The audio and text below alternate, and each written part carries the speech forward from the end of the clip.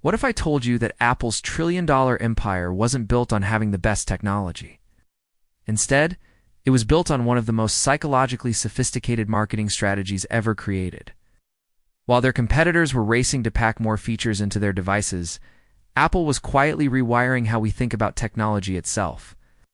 And today, I'm going to break down exactly how they did it. Let's start with something most people get completely wrong about Apple. Everyone thinks they sell phones, computers, and tablets. But Apple doesn't sell products.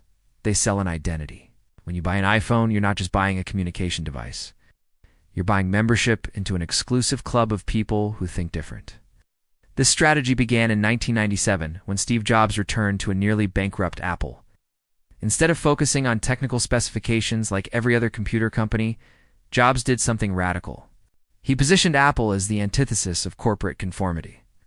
The famous 1984 Super Bowl commercial didn't even show a computer. It showed a woman smashing the screen of Big Brother, representing IBM's dominance. This wasn't about technology, it was about rebellion. But here's where it gets really clever. Apple created what psychologists call manufactured scarcity. Think about every iPhone launch in history. It could easily produce enough units to meet demand from day one, but they don't. Those long lines outside Apple stores aren't accidents.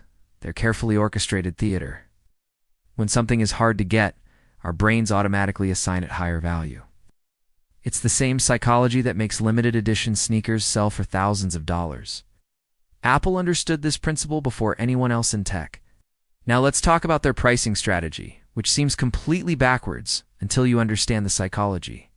Apple products are consistently more expensive than comparable alternatives, and this isn't a bug, it's a feature. There's a cognitive bias called the price-quality heuristic, where our brains assume that expensive equals better. By pricing their products as luxury items, Apple automatically positioned them as premium in consumers' minds. Samsung might release a phone with better specs for less money, but our brains still think the iPhone is superior. This is marketing psychology at its finest. But Apple's masterstroke was creating an ecosystem that's incredibly difficult to leave. Once you have an iPhone, getting an iPad makes perfect sense because they work seamlessly together. Add a MacBook, and now switching to any competitor means losing all that integration. This isn't just convenient, it's psychologically powerful. Behavioral economists call this loss aversion. We hate losing things we already have, more than we like gaining new things. So even if Android phones get better, iPhone users won't switch because they'd lose their ecosystem. Apple essentially built psychological handcuffs that feel like silk gloves. The company also mastered the art of incremental innovation while making it feel revolutionary. Each new iPhone isn't dramatically different from the last one, but Apple's marketing makes every new feature sound like a breakthrough. They don't say we improved the camera. They say we completely reimagined photography. They don't say we made it faster, they say we created the most advanced chip ever. This linguistic framing makes customers feel like they need to upgrade to stay current. It's the same phone with minor improvements, but it feels like stepping into the future. Apple's retail strategy is pure psychology too. Those minimalist Apple stores with their clean lines and spacious layouts, they're designed to make you feel calm and sophisticated, not rushed or pressured. The products aren't locked behind glass cases like in most electronics stores. You can touch them, hold them, fall in love with them. This creates an emotional connection before you even think about price. Compare this to walking into a Best Buy where everything feels chaotic and transactional.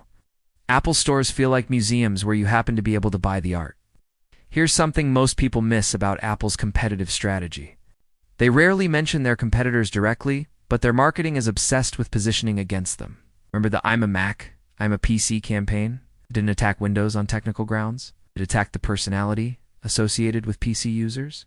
Mac users were portrayed as creative, young, and cool. PC users were stuffy, corporate, and boring. This wasn't about computers, it was about identity warfare. The company also weaponized social proof in ways their competitors never understood.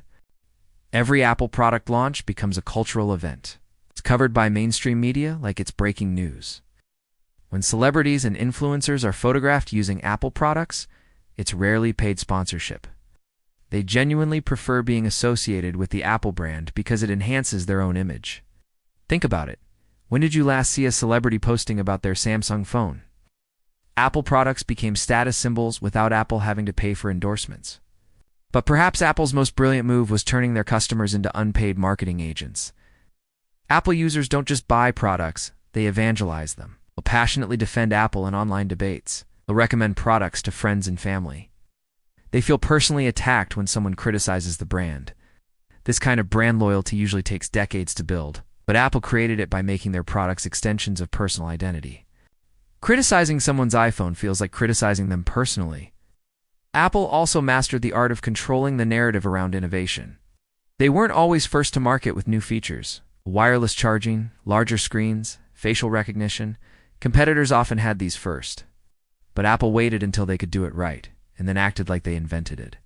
The media and consumers went along with this because Apple's execution was usually superior. This taught the market to wait for Apple's version of any new technology. Even when competitors innovate first, people think, "I'll wait to see what Apple does." The financial results of this strategy speak for themselves. Apple became the world's most valuable company, not by making the cheapest products, not by making the most advanced products, but by understanding that technology purchases are emotional decisions that we justify with logic, not the other way around. They realized that people don't buy products, they buy better versions of themselves. Apple doesn't sell phones, they sell the feeling of being creative, innovative, and ahead of the curve. They don't sell computers, they sell membership in an exclusive club of people who get it. So the next time you see someone camping out for the latest iPhone, remember this: you're not witnessing consumer demand. You're witnessing one of the most successful psychological marketing campaigns in business history. Apple didn't just change technology, they changed how we think about the relationship between objects and identity. And that's a lesson every business should study, whether you love Apple or hate them. The question isn't whether their products are worth the price. The question is whether they've convinced you that you're worth their price. And for millions of customers around the world, the answer is clearly yes.